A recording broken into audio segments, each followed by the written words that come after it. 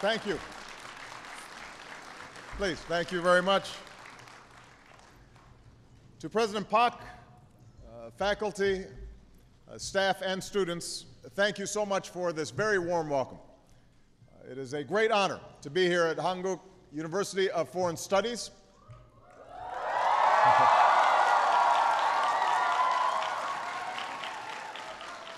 I want to thank Dr. Pak for a few moments ago making me an honorary alumni of the university.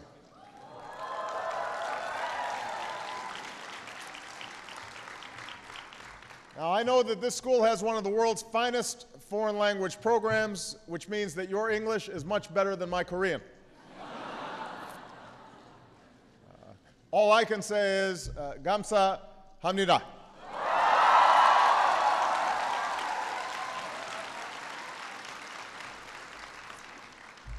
Now, this is my third visit to the Republic of Korea as president. I've now been to Seoul more times than any other capital, except for Washington, D.C., of course. And this reflects the extraordinary bonds between our two countries and our commitment to each other. I'm pleased that we're joined by so many leaders here today, Koreans and Americans, who help keep us free and strong and prosperous every day. And that includes our first Korean-American ambassador to the Republic of Korea, Ambassador Song Kim.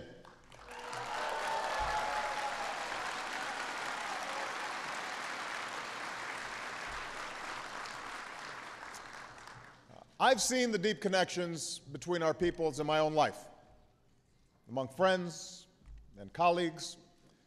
I've seen it in so many patriotic Korean Americans, including a man born in this city of Seoul who came to America and has dedicated his life to lifting up the poor and sick of the world. And last week, I was proud to nominate him to lead the World Bank, Dr. Jim Yong Kim.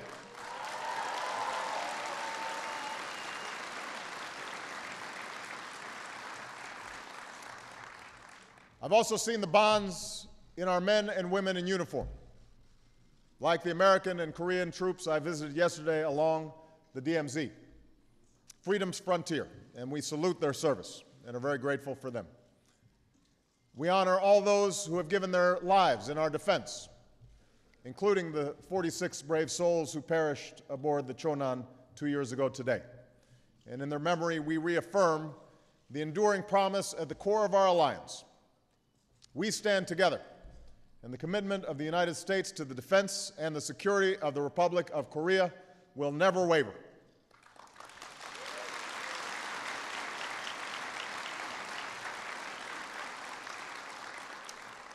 Most of all, I see the strength of our alliance in all of you.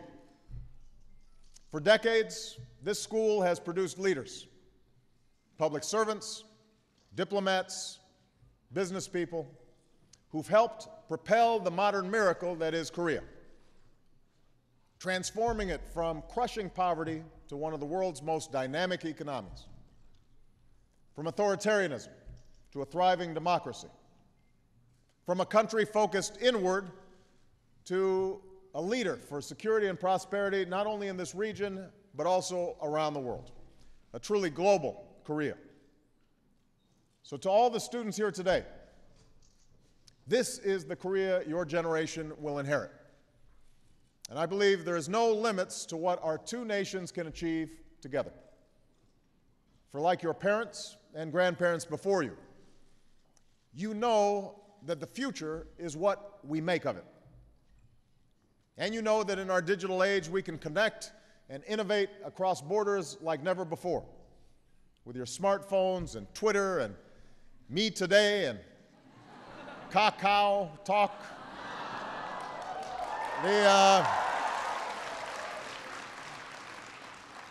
It's no wonder so many people around the world have caught the Korean wave. Hallyu.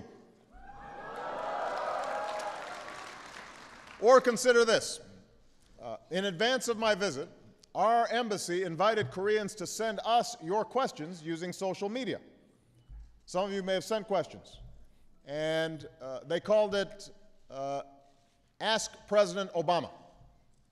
Now, one of you, maybe it was you, maybe it was somebody else, this is true, asked this question: have you posted yourself a supportive opinion on a website under a disguised name pretending you are one of the supporters of President Obama. I hadn't thought of this. But the truth is, I have not done this. Maybe my daughters have, but I haven't done that myself. So our shared future and the unprecedented opportunity to meet shared challenges together is what brings me to Seoul. Over the next 2 days, under President Lee's leadership, we'll move ahead with the urgent work of preventing nuclear terrorism by securing the world's nuclear materials. Now, this is an important part of the broader, comprehensive agenda that I want to talk with you about today. Our vision of a world without nuclear weapons. 3 years ago, I traveled to Prague, and I declared America's commitment to stopping the spread of nuclear weapons and to seeking a world without them. I said I knew that this goal would not be reached quickly, perhaps not in my lifetime, but I knew we had to begin with concrete steps. And in your generation, I see the spirit we need in this endeavor, an optimism that beats in the hearts of so many young people around the world. It's that refusal to accept the world as it is, the imagination to see the world as it ought to be, and the courage to turn that vision into reality. So today, with you, I want to take stock of our journey and chart our next steps. Here in Seoul, more than 50 nations will mark our progress toward the goal we set at the summit I hosted 2 years ago in Washington, securing the world's vulnerable nuclear materials in 4 years so that they never fall into the hands of terrorists. And since then, nations, including the United States, have boosted security at nuclear facilities. South Korea, Japan, Pakistan, and others are building new centers to improve nuclear security and training. Nations like Kazakhstan have moved nuclear materials to more secure locations. Mexico, and just yesterday, Ukraine, have joined the ranks of nations that have removed all the highly enriched uranium from their territory. All told, thousands of pounds of nuclear material have been removed from vulnerable sites around the world. This was deadly material that is now secure and can now never be used against a city like Seoul. We're also using every tool at our disposal to break up black markets in nuclear material. Countries like Georgia and Moldova have seized highly enriched uranium from smugglers. And countries like Jordan are building their own counter-smuggling teams. And we're tying them together in a global network of intelligence and law enforcement. Nearly 20 nations have now ratified the treaties and international partnerships that are at the center of our efforts. And I should add that with the death of Osama bin Laden and the major blows that we've struck against al-Qaeda, a terrorist organization that has actively sought nuclear weapons is now on the path to defeat. So in short, the international community has made it harder than ever for terrorists to acquire nuclear weapons, and that has made us all safer. We're building an international architecture that can ensure nuclear safety. But we're under no illusions. We know that nuclear material, enough for many weapons, is still being stored without adequate protection. And we know that terrorists and criminal gangs are still trying to get their hands on it, as well as radioactive material for a dirty bomb. We know that just the smallest amount of plutonium, about the size of an apple, could kill hundreds of thousands and spark a global crisis. The danger of nuclear terrorism remains one of the greatest threats to global security. And that's why here in Seoul, we need to keep at it, and I believe we will. We're expecting dozens of nations to announce over the next several days that they've fulfilled the promises they made 2 years ago. And we're now expecting more commitments, tangible, concrete action to secure nuclear materials and, in some cases, remove them completely. This is the serious, sustained global effort that we need. And it's an example of more nations bearing the responsibility and the costs of meeting global challenges. This is how the international community should work in the 21st century. And Korea is one of the key leaders in this process. The United States will continue to do our part, securing our own material and helping others protect theirs. We're moving forward with Russia to eliminate enough plutonium for about 17,000 nuclear weapons and turn it instead into electricity. I can announce today a new agreement by the United States and several European partners towards sustaining the supply of medical isotopes that are used to treat cancer and heart disease without the use of highly enriched uranium.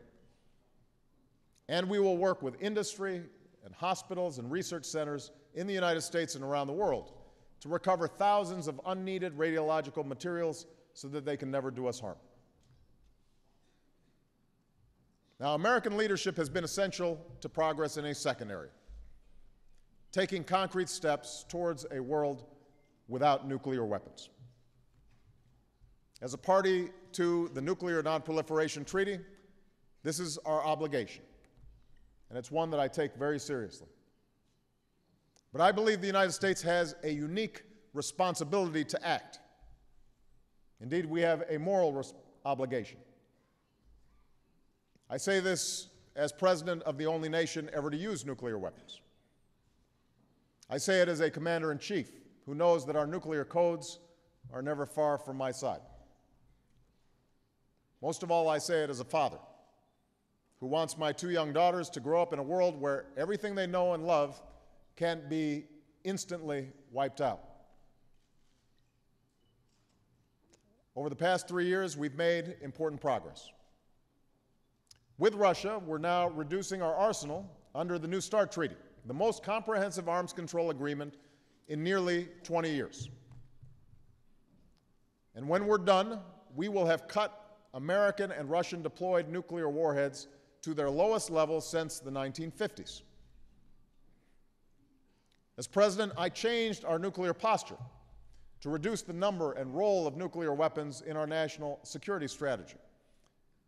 I made it clear that the United States will not develop new nuclear warheads, and we will not pursue new military missions for nuclear weapons. We've narrowed the range of contingencies under which we would ever use or threaten to use nuclear weapons. At the same time, I've made it clear that so long as nuclear weapons exist, we'll work with our Congress to maintain a safe, secure, and effective arsenal that guarantees the defense not only of the United States, but also our allies, including South Korea and Japan. Now, my administration's nuclear posture recognizes that the massive nuclear arsenal we inherited from the Cold War is poorly suited to today's threats, including nuclear terrorism. So last summer, I directed my national security team to conduct a comprehensive study of our nuclear forces. That study is still underway, but even as we have more work to do, we can already say with confidence that we have more nuclear weapons than we need. Even after New START, the United States will still have more than 1,500 deployed nuclear weapons and some 5,000 warheads. I firmly believe that we can ensure the security of the United States and our allies, maintain a strong deterrent against any threat, and still pursue further reductions in our nuclear arsenal. Going forward, we'll continue to seek discussions with Russia on a step we have never taken before, reducing not only our strategic nuclear warheads, but also tactical weapons and warheads in reserve. I look forward to discussing this agenda with President Putin when we will meet in May. Missile defense will be on the agenda, but I believe this should be an area of cooperation, not tension. And I'm confident that working together, we can continue to make progress and reduce our nuclear stockpiles. Of course, we'll consult closely with our allies every step of the way, because the security and defense of our allies, both in Europe and Asia, is non-negotiable. Here in Asia, we've urged China, with its growing nuclear arsenal, to join us in a dialogue on nuclear issues. That offer remains open. And more broadly, my administration will continue to pursue ratification of the Comprehensive Test Ban Treaty. And after years of delay, it's time to find a path forward on a new treaty that verifiably ends the production of fissile materials for nuclear weapons, ends it once and for all. By working to meet our responsibilities as a nuclear power, we've made progress in a third area: strengthening the global regime that prevents the spread of nuclear weapons. When I came into office, the cornerstone of the world's effort, which is the Nuclear Non-Proliferation Treaty, was framed. Iran had started spinning thousands of centrifuges. North Korea conducted another nuclear test. And the international community was largely divided on how to respond. Over the past 3 years, we have begun to reverse that dynamic. Working with others, we've enhanced the global partnership that prevent proliferation. The International Atomic Energy Agency is now conducting the strongest inspections ever. And we've upheld the basic bargain of the NPT. Countries with nuclear weapons, like the United States and Russia, will move towards disarmament. Countries without nuclear weapons will not acquire them. And all countries can have access to peaceful nuclear energy. Because of these efforts, the international community is more united, and nations that attempt to flout their obligations are more isolated. Of course, that includes North Korea. Here in Korea, I want to speak directly to the leaders in Pyongyang. The United States has no hostile intent toward your country. We are committed to peace.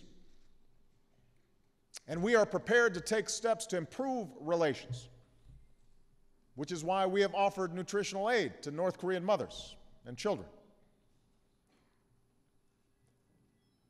But by now, it should be clear: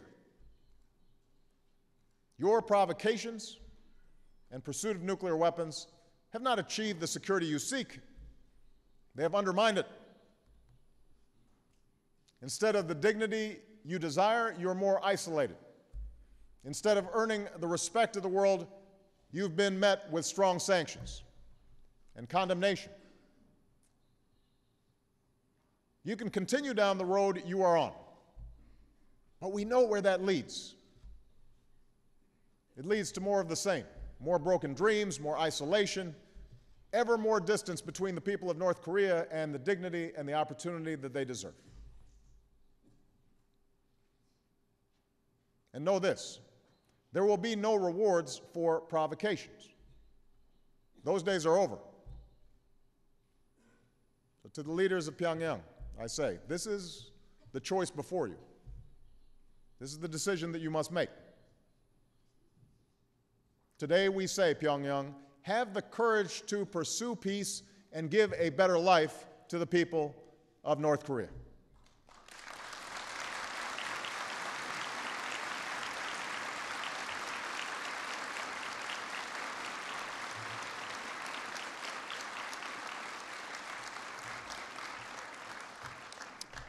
This same principle applies with respect to Iran. Under the NPT, Iran has the right to peaceful nuclear energy. In fact, time and again, the international community, including the United States, has offered to help Iran develop nuclear energy peacefully. But time and again, Iran has refused, instead taking the path of denial, deceit, and deception.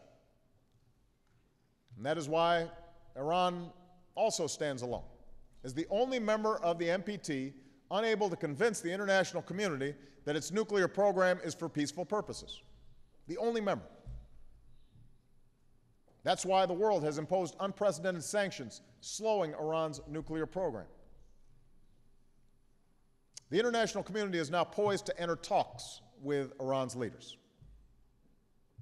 once again, there is the possibility of a diplomatic resolution that gives Iran access to peaceful nuclear energy while addressing the concerns of the international community. Today, I'll meet with the leaders of Russia and China as we work to achieve a resolution in which Iran fulfills its obligations. There is time to solve this diplomatically. It is always my preference to solve these issues diplomatically. But time is short. Iran's leaders must understand they too face a choice. Iran must act with the seriousness and sense of urgency that this moment demands. Iran must meet its obligations. For in the global response to Iran and North Korea's intransigence, a new international norm is emerging. Treaties are binding. Rules will be enforced, and violations will have consequences. We refuse to consign ourselves to a future where more and more regimes possess the world's most deadly weapons.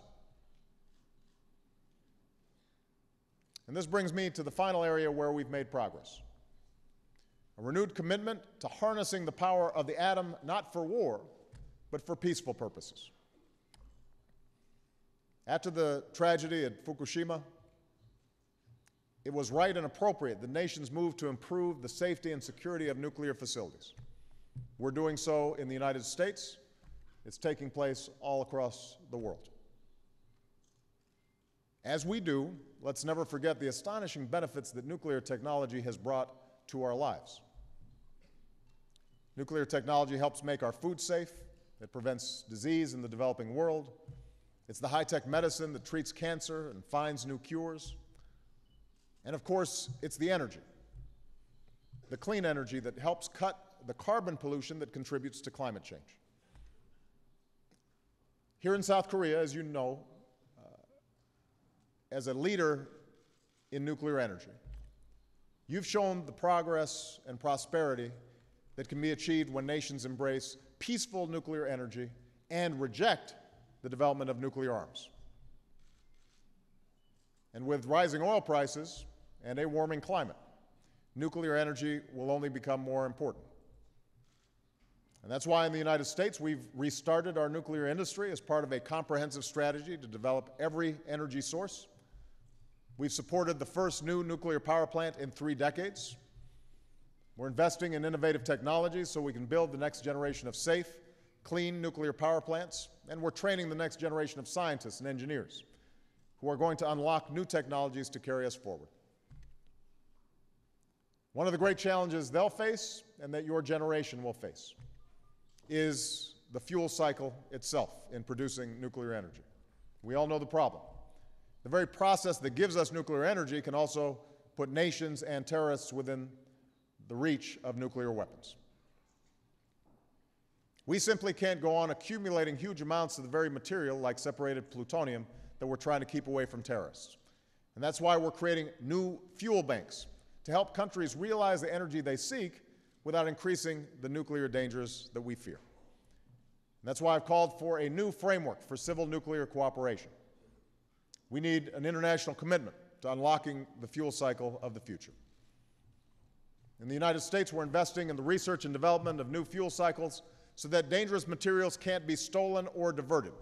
And today I urge nations to join us in seeking a future where we harness the awesome power of the atom to build and not to destroy. In this sense, we see how the efforts I've described today reinforce each other. When we enhance nuclear security, we're in a stronger position to harness safe, clean nuclear energy. When we develop new, safer approaches to nuclear energy, we reduce the risk of nuclear terrorism and proliferation. When nations, including my own, fulfill our responsibilities, it strengthens our ability to ensure that other nations fulfill their responsibilities.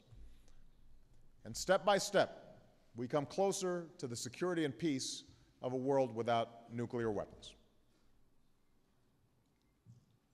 I know that there are those who deride our vision. There are those who say ours is an impossible goal that will be forever out of reach.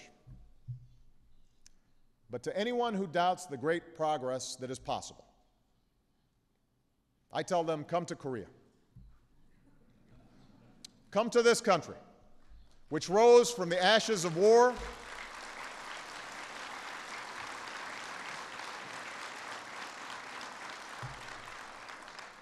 a country that rose from the ashes of war, turning rubble into gleaming cities. Stand where I stood yesterday, along a border that is the world's clearest contrast between a country committed to progress, a country committed to its people, and a country that leaves its own citizens to starve. Come to this great university where a new generation is taking its place in the world.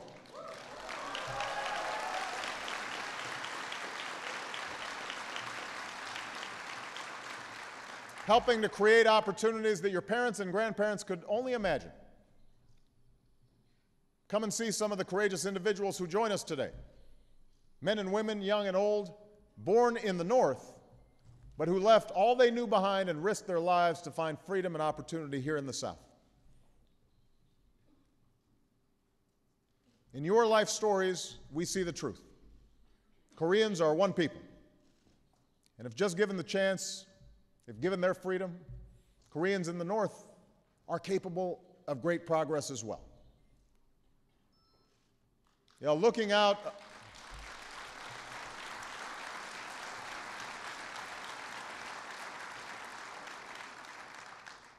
across the DMZ yesterday, but also looking into your eyes today, I'm reminded of another country's experience that speaks to the change that is possible in our world. After a terrible war, a proud people was divided. Across a fortified border, armies massed, ready for war. For decades, it was hard to imagine a different future. But the forces of history and the hopes of man could not be denied. And today, the people of Germany are whole again, united and free. No two places follow the same path. But this much is true. The currents of history cannot be held back forever. The deep longing for freedom and dignity will not go away.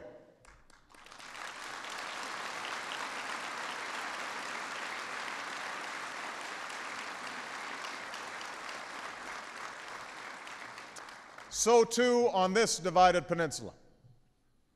The day all Koreans yearn for will not come easily or without great sacrifice. But make no mistake, it will come. And when it does, change will unfold that once seemed impossible. And checkpoints will open, and watchtowers will stand empty, and families long separated will finally be reunited. The Korean people at long last will be whole and free.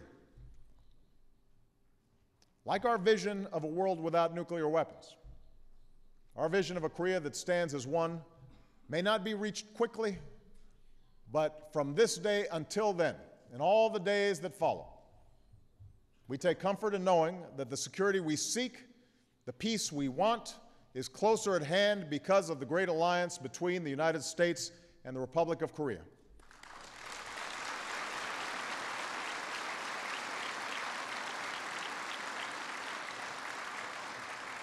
And because we stand for the dignity and freedom of all Koreans.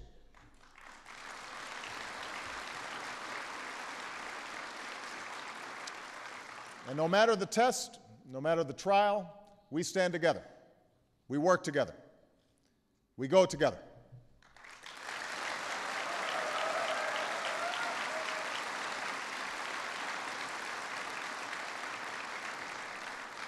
같이 갑시다.